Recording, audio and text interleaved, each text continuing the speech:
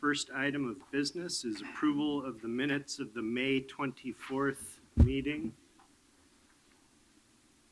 Does anyone have any comments or edits? Take a motion for approval. I would move to approve the minutes as written. Second. Kathy, do you want to do a roll call or can we just approve? Okay. Good, minutes are approved. Let's do we don't have too big of a crowd. Let's do a quick introduction of visitors. Start over here.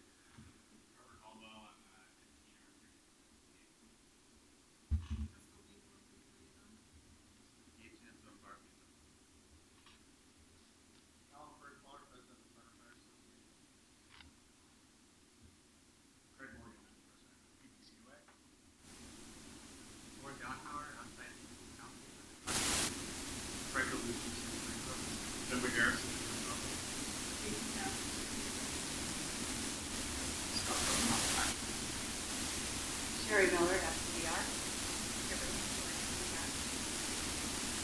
Mel Stevens, retired.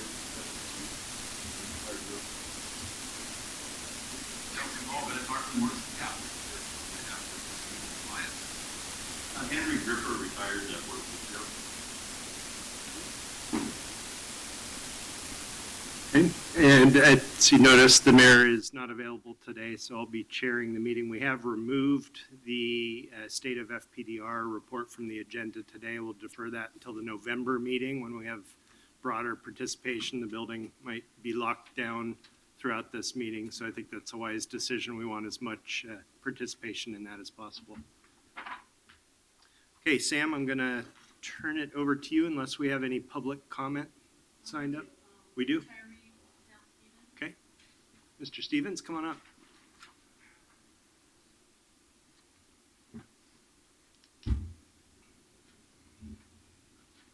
My first comment regards the protocol for accepting the minutes of the previous meetings.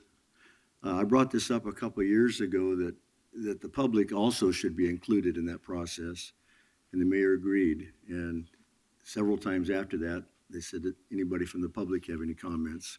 That has not been done for a while. And at the last meeting, which was in May, the board approved the March minutes with just the board approving and commenting, and no question was referred to the public. And I would like to have a chance to make a comment about the March minutes, if I may. Okay.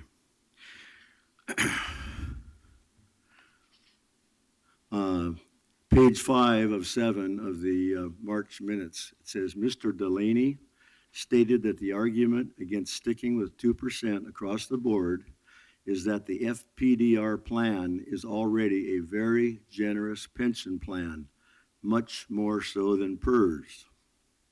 He agreed that the job of firefighters and police officers is harder than the average PERS worker's job, but FPDR members are on a pension for much longer than the average PERS retiree is. Okay, and I won't read the rest of the paragraph. My issue is that I would like to know on what basis you say that our plan is a generous plan, much more so than PERS. What is your authority for that? What is your source? I'd be happy to respond to that offline. This is public comment period, so I'm not going to be responding. Well, but you've listened, Mr. Stevens, to multiple iterations of our actuarial report, and you know that we're tested against PERS. So I do know that. Since your minutes become a public document, and there's a question about whether that is a valid comment, I think that even if we talk afterwards, that it should be reflected that there is a question of whether that is a valid comment. Okay, thank you. Next topic. Well, that's the main topic right there. Okay. All right. Thank you, Del. Any other public comment? Okay, Sam, take it away.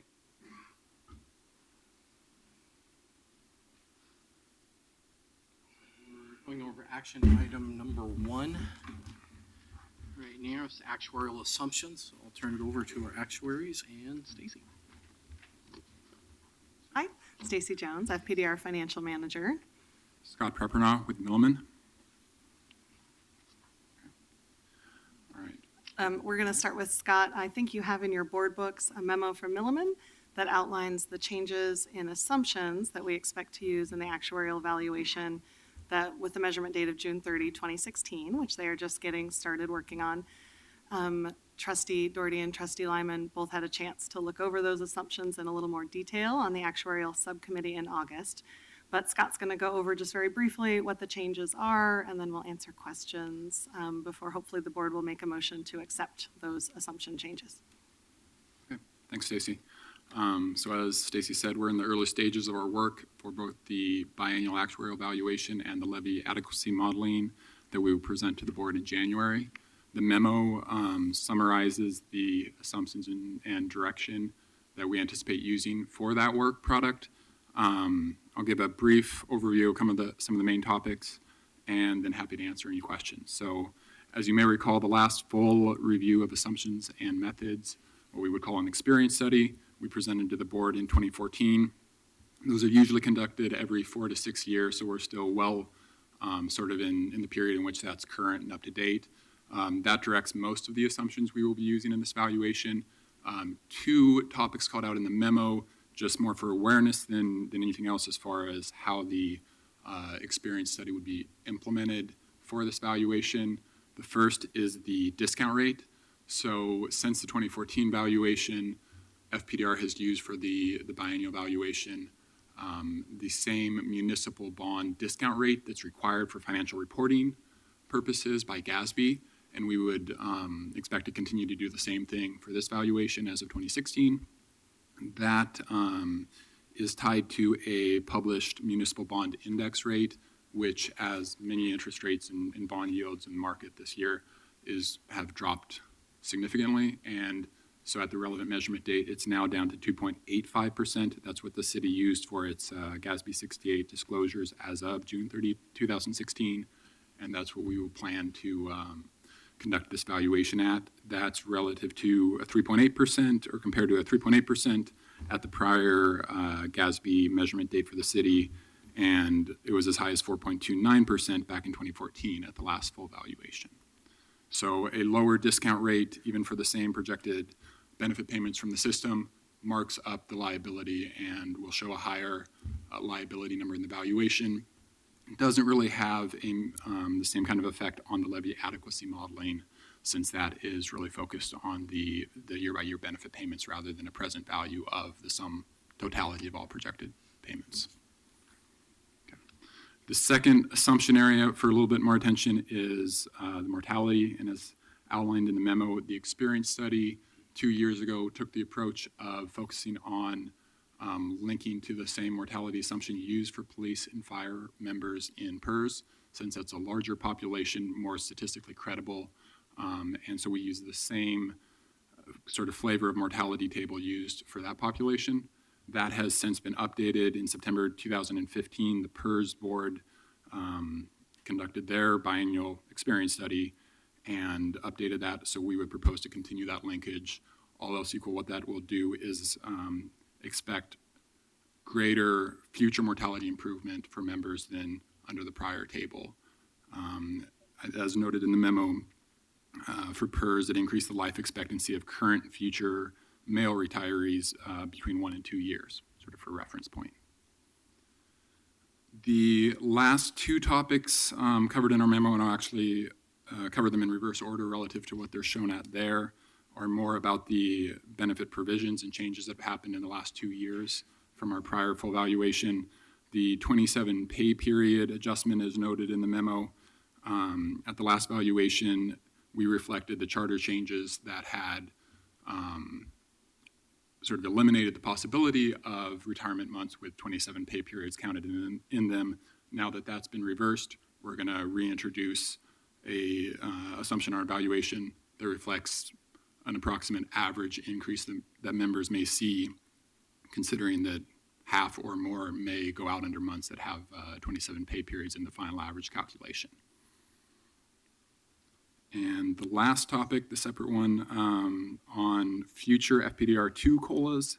And this is something where this is the first valuation that we'll have conducted since the Morrow decision from the Supreme Court affected the PERS COLA, as was discussed in detail back in March. There are different ways that FPDR can choose to link or not to link or to look to that. I know the FPDR board retains discretion, but for our purposes in the valuation, we need to have some sort of assumption built into how that will play out in the future in order to calculate the liabilities and do the modeling that we do. And so what we would propose to do is to use the same approach as the board selected for the current year's COLA, what was described in March as the modified PERS assumption. Based on further discussion both at the March board meeting and follow-up since that time, we understand there's interest in seeing sensitivity of what that assumption may look like if we either reflected what is called, labeled in the memo on page 3 in the table here, the old PERS assumption, which was essentially 2% per year, every year, effectively. So that would be a greater expected benefit adjustment than under the modified PERS methodology. Or on the other side, what was labeled in the March minutes, the new PERS, which has sort of the full complexity of what PERS is doing now, which includes a bifurcated rate for service after October of 2013, where benefits above 60,000 get a lower marginal COLA. So you're going to run 3 scenarios. Right. So our baseline will be based off of essentially what was the policy for this year, and then we will include at a pretty high level for the board the results of what the valuation would have looked like under each of these other 2 scenarios and what that would do to the levy adequacy modeling. And just for the public's benefit, so you've used the terms old PERS, that was the full 2%. Right. Modified PERS is what this board adopted. And that's 2% with bank up until 2013, and then 1.25% post. Right, for service after October 2013. And new PERS, the third category, is what the Supreme Court decided, and that trims benefits above 60,000 to 0.15% COLA.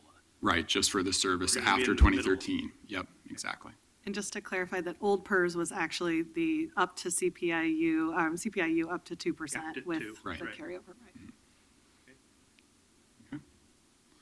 So happy to address any further questions on the memo, but otherwise we'd just look for any input or further direction. I was reading this, and it sounds like you're asking us if we would like to include those other 2 studies. The other 2 scenarios. And I think, Actually, I've instructed him to include those 2, just because I think we've had a lot of discussion on both. I would like to see those, especially for us. I think that's needed. And it said incurring costs, so it's how much more is this going to cost to have that done than our original budget? Or right, is that it- figured into our? yes, it's going to cost an additional $7,500 to have both those 2 other options costed as well as this. And Sam has gone ahead and said that's okay, and we should do that for the new board at this time so they can see that in January. But yeah, and we can fund that out of fund contingency without any difficulty. But there is an additional cost. They won't do it for free. Any other issues that arose during your subcommittee meeting? No, we're 2 years past their experience study, so that'll be when's the next experience study then? 2 more years, you think, or? We've usually done it on either a 4 to 6 year cycle, sort of following the direction of FPDR. I do want to raise one final point, which is that another thing that will go into this valuation if it passes is significant police pay raises, which are up on council agenda tomorrow. And I don't know if the union has already ratified them or not, but that new tentative agreement has cumulative 9.27% wage increases for most of our police active membership. So that will be a big impact in what we see in January as well. I mean, obviously, there's no deciding to include it or not include it, but it will be a big number. Hopefully there will be more of them as well. And hopefully there'll be more of them, exactly. I think we might have went over the meeting, but can you remind me what type of escalators do you use for the years that you don't know? As far as what type of percentage COLA and raises are you figuring in Right. for people outside of the ones that you already know? Right, so what we assume is that the overall pay for the population as a whole grows at 3.5%, so that has a 2.5% long-term inflation underlying it, and then 1% of sort of general productivity, wage increases, the way it breaks down. At the individual level, there are greater increases as someone achieves new steps or greater seniority. But for overall plan purposes, that's about for a steady state, the growth that's expected. Is that something that's indexed like the discount rate that I see dropping like a rock? Are you doing the same thing with how you project wages? Not specifically tied to an index. That's more covered in the experience study review every year, since that's not linked to an index that's tracked in real time. And in that case, you want to use the long-term expected rate, inflation rate, which has not, moved around very much, at least according to the city economist. He still is nudging us towards a long-term inflation rate of 3%, 2.5% to 3%, which is not out of line with what the actuaries are using. They are. They're over the long run, once we're beyond the 5-year forecast period, yes. And I just bring that up because we're using these discount rates that are dropping. Right, And you're using last year's discount rate, you're not really projecting what it's going to look like in the future. right. But on the members' pay, you're looking at what might happen in the future. I'm just wondering how obviously that's going to make it look this way as opposed to down. So I'm just curious why you do it. And the discount rate really is to comply with the letter of the GASB financial reporting. And then for this valuation, we're doing it consistent with that to have one consistent number. You probably know why I'm bringing this Right. up is it makes it look bad for the fund. And if you're only using that for one part of the equation, it makes it look even worse. So. Well, and they are two different moments in time. One is used to bring everything down into today's dollars, to create a net present value today at this moment in time, and that's what the GASB reporting rate is used for. And the other is to project wage increases over the next, over the life of the plan, which is a little bit different. They're a little bit different. No, I understand the difference, but I can see how that might create an artificial high number. And I believe we have nudged the salary COLA inflation assumption down over the last several years. I think we started at Last experience 3. study, it dropped to 2.5%. I think Right. it had been at 2.75 in the study before that. So it has been coming down. We have lowered it, but it's been on maybe a different schedule than the sort of annual index update. That's kind of my original question. Okay. We are doing it. Yeah. Thanks. Are there any other? So Mr. Stevens asked a question earlier. I'm curious when your next equal to or better than analysis is scheduled for. When does that come out? I know we don't have to do the full analysis because we've been so far above the PERS benchmark, but when will you opine on that again? Off the top of my head, I don't recall where we're at in the schedule before the required. It's not scheduled at the moment, They happen every 12 years now, and at when least was- within that, yeah. Yeah, they have to happen every 12 years. If there's a change in plan benefits, they Yeah, can when happen we've sooner. changed Mhm. benefits in the past, Milliman has opined if this would impact current ETOB decisions that we've made. I believe I can't remember when the last test was, 2010? I can't remember when the last one was, but they're on a 12-year schedule now unless we change plan benefits, unless we reduce plan benefits, that is. Does the COLA change trigger that? The COLA change could trigger that, yes. So maybe this year, if, If we would have to do something lower than PERS. oh, I got you. Okay, and since Um, our COLA is above PERS, Right, okay, right. fair enough. Anything else, guys? I don't have anything. Kathy, do we have any signups for this topic? Okay, and so Sam, you need us to adopt the recommendations in the Milliman? Yeah, just a motion to adopt those. Yep. I'll make a motion to adopt the Milliman. I'll second it. Kathy, do roll call? Mr. Lehman? Aye. Mr. Doherty? Aye.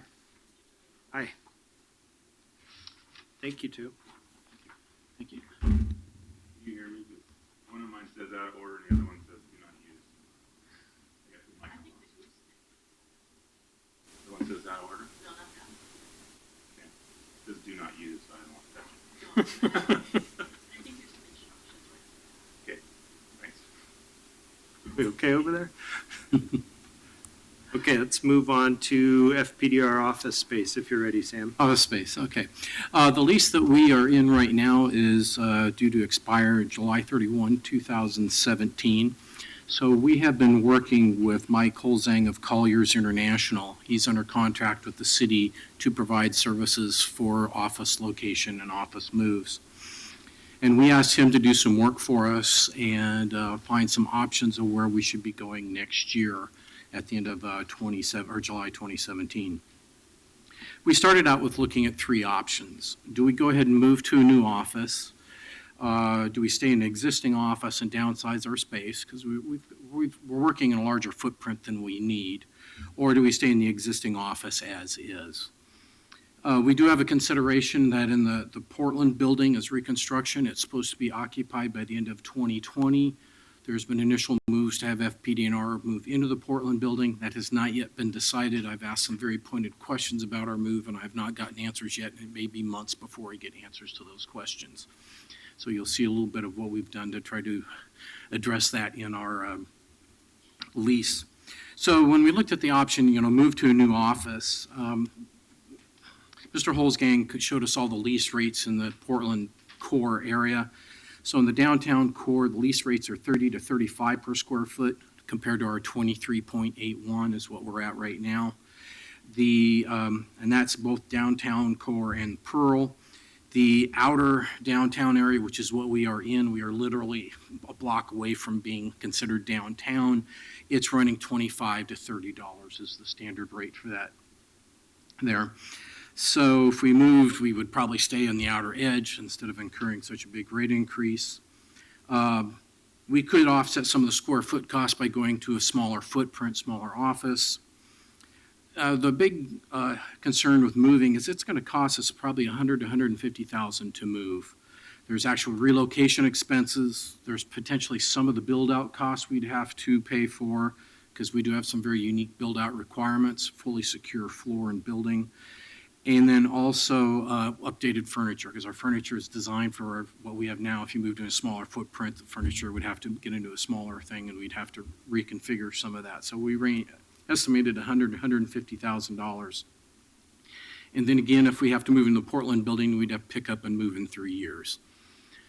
And if we move in the Portland building, we may have to pay some of those move costs to do that too. So we just said, no, it's not worth paying $150,000 at this point, just not to know what's going to happen in 3 years. So the other one is the option is to downsize our space that we have today. Unfortunately, the way the floor is configured with the other people there, if we gave up some of the space, it's not rentable because it would not be accessible to any of the other offices on the floor. So I doubt the landlord would move us into smaller space. We'd also have some build-out costs and potentially some furniture replacement to fit a smaller footprint.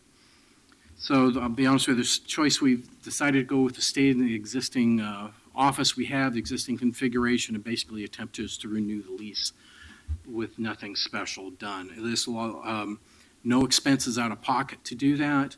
Also, it gives us some option to figure out what's going to happen in 2020. Do we go to the Portland building and there may be other city space opening up? So we don't do that. So you should have a document in there that has Colliers International in the upper right-hand corner. It's a letter to Randy Lover. He's the building manager for our building, and this is the offer that we had provided to them. So I'm going to go down to items 5 and 6 on the first page. We're looking to do a 39-month lease, which would take us into October of 2020, about the time that we'd be expected to probably move into the Portland building. But we have 3 6-month extensions. One, is the Portland building going to be ready when it's supposed to be ready? Are we going to move in or not? So we've gotten ourselves some extensions that will allow us some flexibility should certain issues happen in that time. But keep in mind, this is not a 5-year lease, so therefore, if you do less than 5-year lease, you don't always get the best prices, but I think we got some pretty good prices with this. The base price is $25.40. Again, that compares to the $23.81 that we are at right now, so it is about a 6.7% increase, which again, Mr. Holzang says the standard increase throughout Portland is 7 to 9%, and then the high-end buildings are 13%. So we're within the normal increase, given this is a hot market. We will see a 3% annual increase. It used to be 2%, but now the new standard in the city of Portland has gone up to 3%, just again because of the hot market. So this is in line with the standard. It's not anything, so that's the price is $25.40, 3% annual increase with that. If you look on the next page, number 8, we did get a rent concession where they will give us our July 2017 rent-free. So we'll save $16,000 on that just for signing an additional lease. Right of refusal, parking, tenant are all the exact same thing that's been in the lease for probably about the past 3 or 4 leases. Tenant improvements, normally if you sign a 5-year lease or greater, they do give you an allowance for tenants of improvements. We are not signing a lease that much, so we're not getting the improvements. That's why I think they threw us the 1 month free rent, was to offset that. And we really don't have any big need for improvements. Got a couple offices, the carpets are wearing a little bit, but 3 years we can deal with that. And again, access, building amenities, building improvements, and everything else that you're seeing here is all standard boilerplate and the same stuff that was before. You see a little mini spreadsheet that comes with it that just sort of breaks out the numbers. The top of the spreadsheet shows the existing lease, the history of it. In the bold box is the proposed new lease. So you can see it's a 6.7% increase at the start, 3% annual increase. And so by the time we're done, we're still going to, into the 39 months will be just under $27 a foot, which I think is what we've been told for where we're at is the going rate for the area. So we are paying, if you want to call it going rate. So any questions on that at this point? Jim, I don't know anything about how city bureaus pay rent to the city. So I assume that you'll pay a comparable or more rent if you move into the Portland building when it's ready? If it is a city-owned building, they set the rate. There is another issue that's coming up. It's called rate equalization, where they're going to try to lump all bureaus that are downtown and up certain bureaus' rates and drop other bureaus' rates. And we've already posted a complaint to that, is because what they would be doing is surcharging on top of our $27. They would be surcharging another $4 to $5. And we've already lodged a complaint by saying you're now having us spend $5 extra per square foot to offset another bureau's cost. And that does not benefit our members. So that's been stated, that's been heard loud and clear. We'll wait until that issue comes up. And again, that won't come up until about 2020 or 2018 to 2020. But yes, if we go into the Portland building, they will set a rate, and I believe the rate is 32 to 35. And they have established 3% increases as their. They have, from what I understand, they may not be doing increases, but it could go up at any other time. I mean, it's not a standard lease type agreement. It's a interagency agreement to where they're going to set the rate for a certain period of time, and there is no guarantee of what it's going to look like in future years. Because the rate equalization is going to layer in on top of that too. So, yep. So those each 6 months have a 3-month 3% increase on? No, they're 3% annual increases, so they aren't going to be 3% on 3. All right, that's what I did. You're going to hit us harder. So it'll be 3% annual. So you take the 6 months, use 3%, so it won't come up to a full 3%. So we're not accruing as fast as it would say a new 3% every 6 months. It'll adjust on every anniversary. It'll adjust every anniversary, Yeah. Every so the July 1. effect will be about 3% over the whole year, not 3% every 6 months. What if you decide, or don't go into Portland? What, 2020 or whatever, can you renegotiate, you have to do these 6 months? No, we can this is giving us an opportunity to, at anywhere along these timeframes, is to make another decision of where we want to be in the future. My feeling is in 2020, we need to take a hard look at our office. If we don't move into the Portland building, we still need to. We've got more square footage than we need because we have the old boardroom. We're paying for that, but we're not using it. And just because of the nature of the way the building was laid out, it's pretty palatial of what we have. So we can get a smaller, more efficient footprint out there. Plus, the building is a little bit older. It's not up to earthquake standards. It's a 1974 earthquake standards versus the present. The elevators are still 1974 buttons and layouts. The windows are single pane. I mean, it's an older building, and is there an opportunity to get a little bit more modern building and a smaller footprint that can offer us some stuff? And that's what we'll look at 2020. I think that's a good time for us to take a hard look at where our offices should be. And we've been in this building, I think, 15 years, something like that, same offices. To clarify, though, Trustee Lehman's issue, if at the end of the 2020 lease term, it looks like you're not moving to the Portland building, we can enter into negotiations to do a new 5-year lease there. If we wanted to, yes. We're not bound to take each one of these 3. 6-month increments or. Yeah. We're not bound. That just gives us an option to have a place to stay while we're trying to figure things out. And as soon as we want to, we can stop. And if we can renegotiate, I think they'd be happy to. Well, we don't know. I mean, we've got some small high-tech startups occupying some places, so they're trying to draw on that crowd. Sam, you currently got 8,000 square feet. How much do you think you actually need? I mean, We haven't done a big study, but I think we could go probably easily, and my staff will probably shoot me, at 6,500.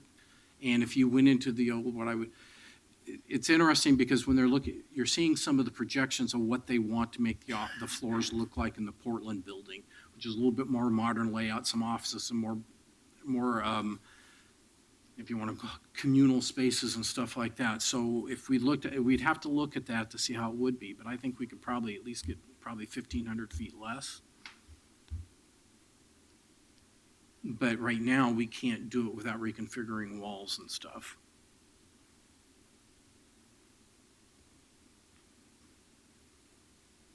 More questions? No. Good. Kathy, anybody signed up? Okay. We've got Resolution 511 at the start of that section. Anybody would like to make a motion? I would move to approve Resolution 511. Second. Take it away, Kathy. Aye. Aye. And just give you a heads up on this, you're approving us paying the amount of money because it is through a city, other bureaus doing it. They have to go through a process with the city council, but it's more just dotting i's and crossing t's. So we'll put it on the city council. They will put it on the city council agenda to approve that. Okay. Next up, amend online business systems contract.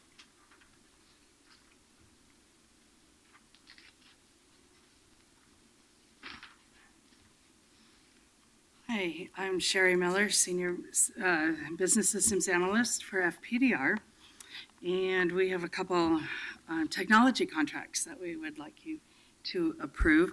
We would like to amend the contract with our current database vendor, Online Business Systems, and extend the contract term for 5 years and increase the agreement for PTE services by $500,000 for a not to exceed contractual total of $1,150,000. So this will provide systems design, maintenance, and programming services for FPDR database for the next 5 years. The database is used to make all the benefit-related payments, to maintain beneficiary information, and to process the yearly 1099s. We do have a note that this database is wholly owned by FPDR, so it is entirely FPDR's responsibility for maintenance and upgrades to ensure the application is operational in the city's current and future technology infrastructure. So you have a chart that shows where we spent the original $650,000. We do have an ending balance of 8%, and our anticipated spending for the next 5 years, which would leave us a contingency of about 27%. Maintenance does take up 33% of that $500,000. Do you have any questions?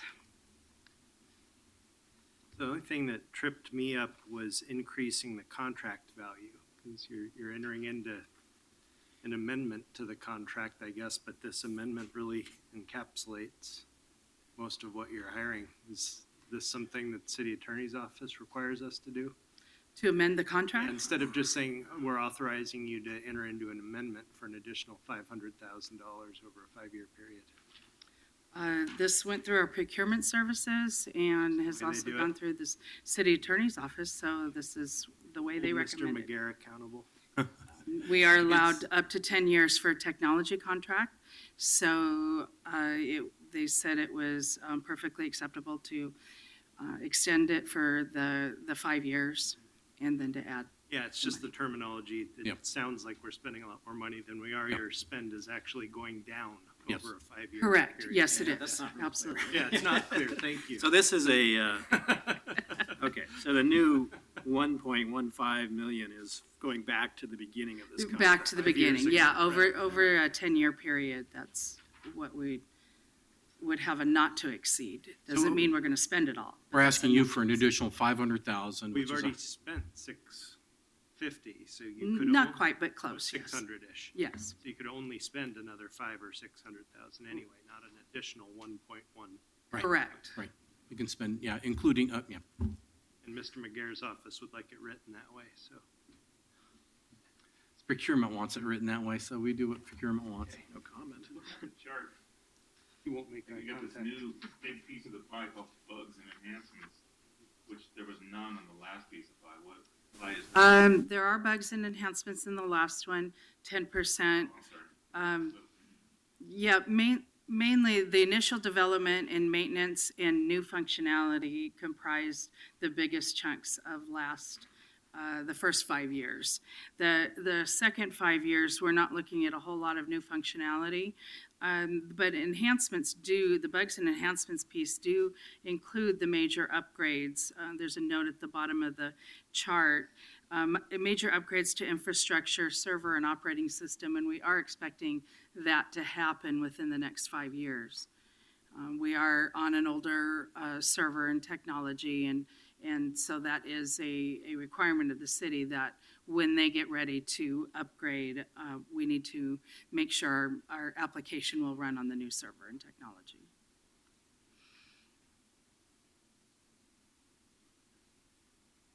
Pretty good? Okay, we've got resolution 512 in the book. Would anybody like to make a motion? I'll make a motion. We Thank approve you. Resolution 512. Second. Kathy? Mr. Delaney? Aye. Mr. Lehman? Aye. Mr. Lewis? Aye. Okay, next we have But resolution. just want to clarify Yeah. this again, because of the size of this, it has to go through city council, but procurement runs that, and since you all have, Two-stage since it's a two-stage approval, it should just be a dot your I and cross your T approval from the city council. Resolution 513 is another IT contract. Take it away. Okay. Well, as part of our database, we have a separate software that actually bolts onto the database that prints the checks. And so this is the Piracle contract. The review of the current contract with Piracle and procurement, we discovered that it didn't adequately address our annual support and maintenance needs. So procurement recommended that we renew the current contract for periodic development needs and create a new one to address the ongoing yearly maintenance requirements. The periodic development needs happen when, like a mayor change, so we'll have to have a new mayor signature. If we need to update the check stub, then we will have to go back to them for some development. So the remaining not to exceed balance of the current contract is $12,500. And we are just requesting to extend the contract for 5 years. At this point, we do not see any additional funds required to be added at this time. We feel that the $12,500 should be sufficient for what we need to do in the next few years. In addition, though, FPDR was required to enter into a new contract with Piracle in the amount of $15,000 for the purpose of paying annual support and maintenance, and that is pretty much a known quantity, and there is a breakdown there in your handout of what we would be spending that money for.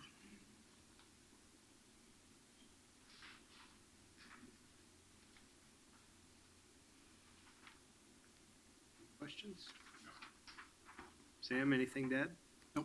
This is small enough that this is approval and goes through without needing city council. I feel validated. Thank you. Kathy, I presume nobody signed up on the IT contract? Okay.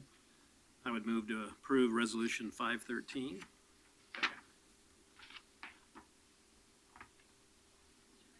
Aye. Aye. Aye.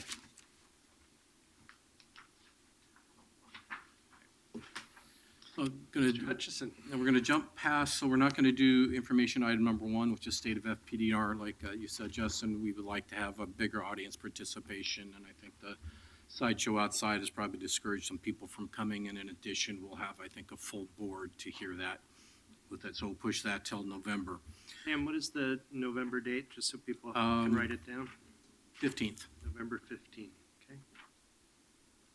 So I want to walk through some of the other informational items we have here. So FPDR updates, just a few things to throw at you here.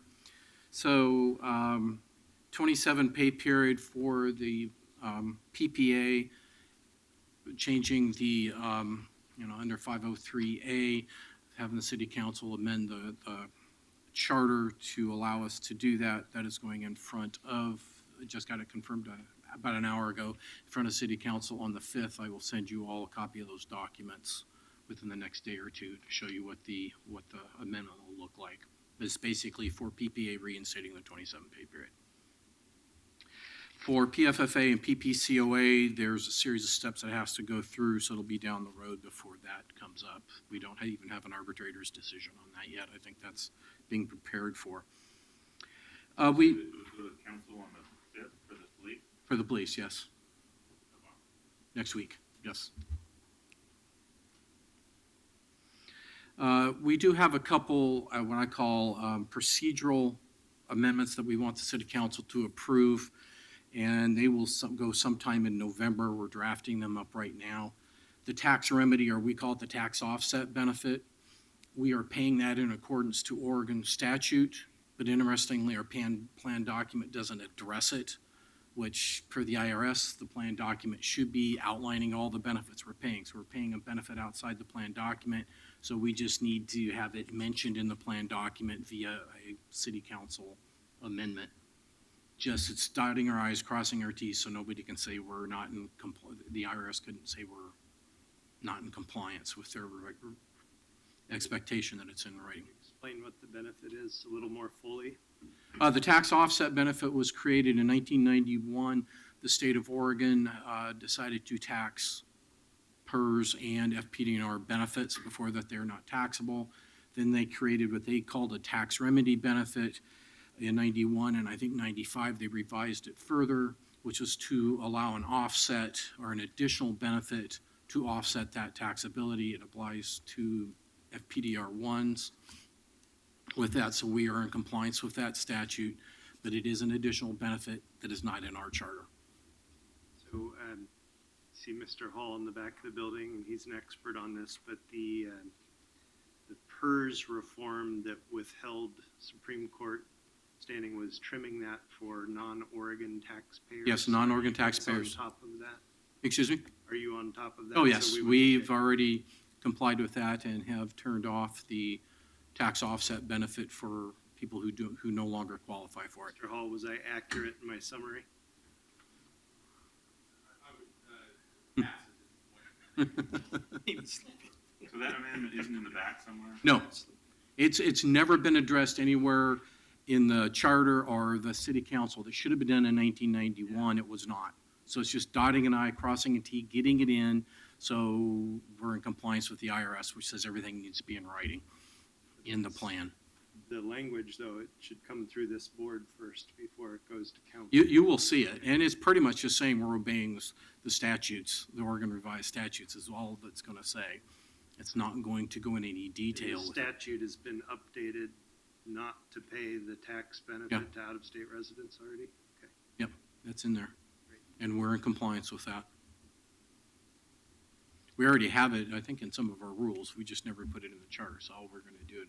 It's going to be very short things that we're complying with all state the original statutes, subsequent statutes, and any future statutes that impact the tax remedy or tax offset benefit. The next one is, it's a 5-page special amendment that is in the back of the book. It's one to make the actuaries happy and makes us sure we're in compliance with the IRS. It's a very long one. We have to change 4 words in it to include GASB 67 and 68. They're using the old, I think, 25 and 27 in it. So it's just a real picky little change, and we're going to probably change it to all appropriate GASB statements, just so we don't have to change it the next time GASB goes with it. You'll see the language on that too. It's just, again, we've been in compliance with it. You've heard Millman talk about it, so we've been in compliance with the GASB. We just need to get that amendment amended. Alternate payee rules. So the alternate payee was passed, the charter change was passed by the City Council. We will be presenting to you in the November meeting those rules to comply with that. And per our process, we will hold a public Q&A on those rules on October 4th. We will formally publish them October 14th, 30 days before the meeting, and then we will have the meeting to where you all can approve them. The next thing on the list is the police trustee. Bob Foch missed his last meeting today, and tomorrow we will be posting the election and asking for people for nominations, and then go through the process. Once we get the nominations, we'll mail the ballots. We expect to have those ballots counted and the process completed by the end of the first week in November. So in the November board meeting, we will have a new police trustee. That's assuming there's not a runoff and we have to do some more, but that's our target. And then we will expect, in addition to having the mayor or whoever the mayor appoints, we'll have 2 new trustees, the one replacing David, which will be turning some names that we've done some vetting over to the mayor's office at the end of this week officially, and then the mayor's office Mayor Hale's office will take off and make the decision how they want to. They can look at our recommendations or go their own way. I think David was, Sam Adams deciding not to take the recommendations and made the choice outside the ones that were presented to him with that. So we'll do that. And so Jason and Justin, if you don't mind, I'm going to link you up to some of the new people so you can give them some heads up and be a little bit of a mentor if you're willing for that. Because both of you have been around longest. Then Jason, obviously, I'll put you with the police trustee, and then Justin with the new citizen one, just so we can do some link. We are putting together a training program to walk them through all the responsibilities and stuff. Jason gets to train the new mayor.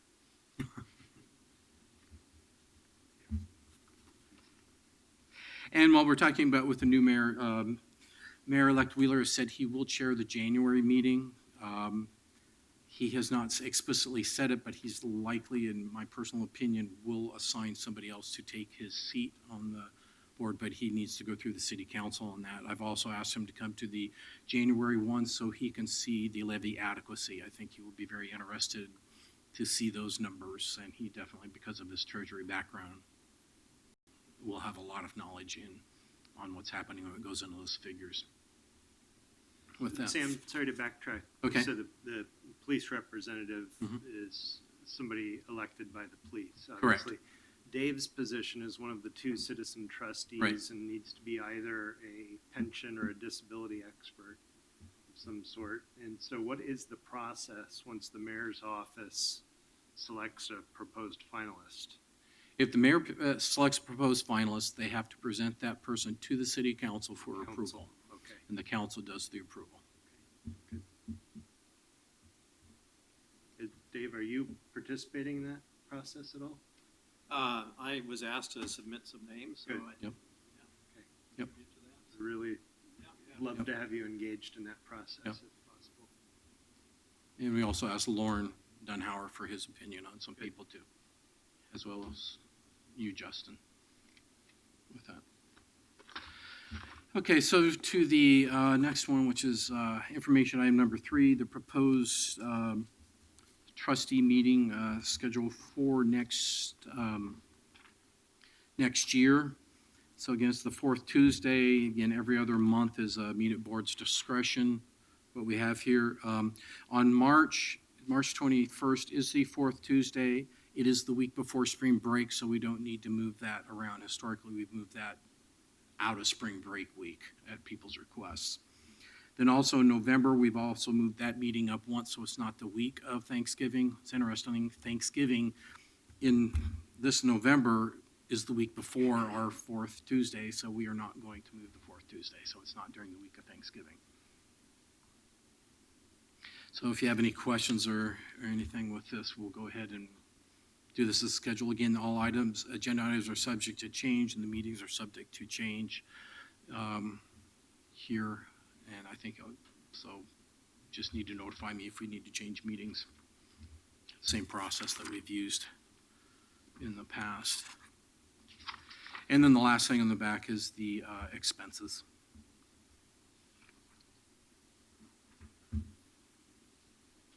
Jason, do those dates work for you? Yeah. All of them? Okay.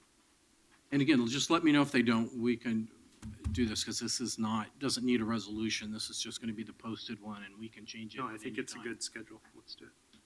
Just wanted to make sure Jason was here. Well, that's why I went over, because usually it was March and November were the two that people had concerns about. And this year, we don't need to move those two meetings. Okay. That's what we've covered for everything. So Dave has one more meeting. So the next meeting will be a roast of Trustee Doherty, Maybe that's why Foch didn't show Probably be up. another sit-in for that. Yeah. the mayor.